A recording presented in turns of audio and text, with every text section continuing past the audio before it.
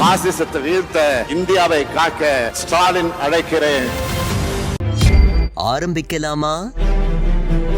இந்தியாவை பரபரப்பா எதிர்பார்த்துட்டு இருந்த நாடாளுமன்ற தேர்தலுக்கான தேதியை அறிவிச்சிட்டாங்க. இந்தியா கூட்டணியில காங்கிரஸ் ஒரு பக்கம், என்டிஏ கூட்டணியில பிஜேபி மறுபக்கம்னு நாடாளுமன்ற தேர்தலை எதிர்கொள்ள தயாராயிட்டாங்க. நம்ம தமிழ்நாட்டை பொறுத்த வரைக்கும் இந்தியா கூட்டணியில திமுக தலைமையில காங்கிரஸ் கட்சிக்கு 10 இடங்கள் ஒதுக்கியிருக்காங்க. அதுல மதிமுகவிற்கு 1 இடமோ, விசிகாவுக்கு 2 இடங்களோ, கம்யூனிஸ்ட் கட்சிகளுக்கு 4 இடங்களோ, முஸ்லிம் லீக் கட்சிக்கு 1 இடம் பிளஸ் கூடவே கொங்கு நாடு மக்கள் தேசிய கட்சிக்கு 1 இடமும்னு ஒதுக்கப்பட்டிருக்கு.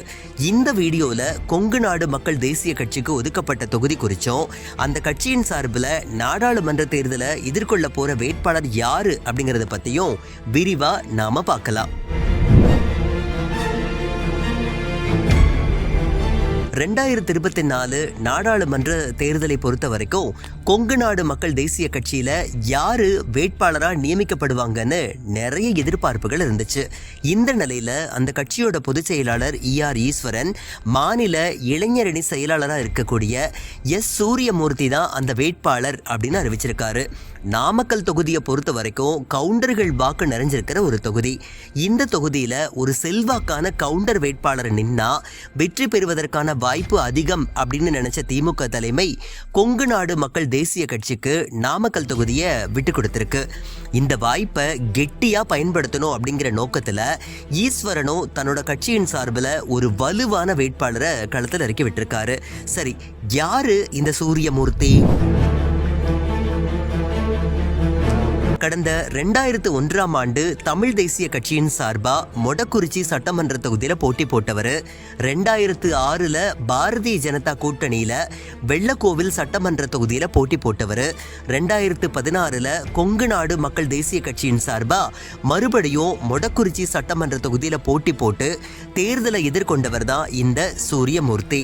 அது மட்டும் இல்லாம கொங்கு இளைஞர் அணியில ஒன்றிய பொறுப்பாளரா 2 ஆண்டுகள், கொங்கு வேளாளர் கவுண்டர் பேரவையில மாவட்ட செயலாளரா 5 ஆண்டுகள், மாநில செயலாளரா 10 ஆண்டுகள், கொங்கு நாடு மக்கள் தேசிய கட்சியோட தலைமை நிலைய செயலாளரா 5 ஆண்டுகள், மாநில இளைஞரணி செயலாளரா 8 ஆண்டுகள், தீரன் படைத்தலைவர்னு ஏராளமான பொறுப்புகளை வகிச்சிருக்காரு.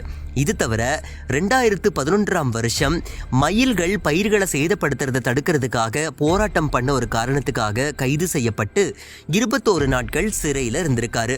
விவசாயம் சம்பந்தமா கள் இறக்குதல், இலவச மின்சாரத்தை ரத்து செய்யக்கூடாதுன்னு பல்வேறு கோரிக்கைகளுக்காக கொங்கு மண்டலத்துல சூரியமூர்த்தி நடத்தின போராட்டங்களுக்காக சுமார் 15 முறை கைது செய்யப்பட்டு விடுவிக்கவும் பட்டிருக்காரு. அது மட்டும் இல்லாம 2002ல் மஞ்சள் மற்றும் விவசாயிகள் உற்பத்தி செய்யக்கூடிய விளை பொருட்களுக்கு ஆதார விலை நிர்ணயிக்கணும் அப்படின்னு கேட்டு ஈரோடு மாவட்ட ஆட்சித்தலைவர் அலுவலகத்துல 3 நாட்கள் தொடர்ந்து உண்ணாவிரத போராட்டம் நடத்தியிருக்காரு. சமுதாய ரீதியா பல்வேறு இடங்கள்ல பிரச்சாரத்துல கலந்துகிட்டு சமுதாய விழிப்புணர்வு, சமுதாய பாதுகாப்பு, பெண்கள் மற்றும் குலதெய்வ பாதுகாப்பு சம்பந்தமா பிரச்சாரம் மேற்கொண்டிருக்காரு. 1992ஆம் வருஷம் அமரர் ஐயா கோவை செழியன் அவர்களின் வழிகாட்டுதலின்படி கொங்கு வெள்ளாள கவுண்டர் பேரவையில இணைஞ்சு தனது அரசியல் பயணத்தை தொடங்கி தற்போது வரைக்கும் விவசாயிகள் மற்றும் கொங்கு மண்டல பகுதி மக்களுக்காக பல்வேறு போராட்டங்கள், ஆர்ப்பாட்டங்கள், உண்ணாவிரதம் மற்றும் நடைப்பயணங்கள் மேற்கொண்டு அயராது உழைச்சிட்டு இருக்காரு.